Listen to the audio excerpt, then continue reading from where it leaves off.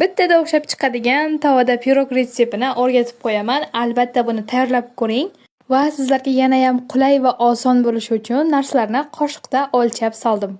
Qaysi mahsulotni necha qoshiqdan solganimni albatta video opisaniyasida qoldiraman.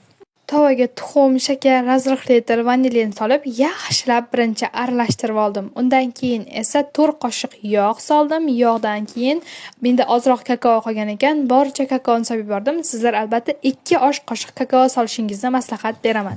Keyin esa 5 qoshiq un va 100 ml sut soldim. Agar sizda sut o'lchagani millilitrli idish bo'lmasa, albatta bironta jiyaningizni yoki farzandingizni sut butilkasidan foydalansangiz bo'ladi.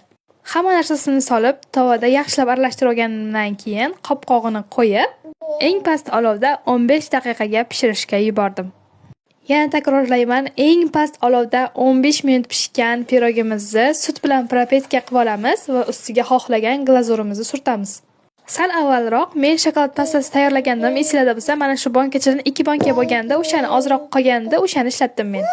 Yoqimli ishtaha, videoga like bosib, albatta videoni yaqinlaringizga yuborib qo'ying.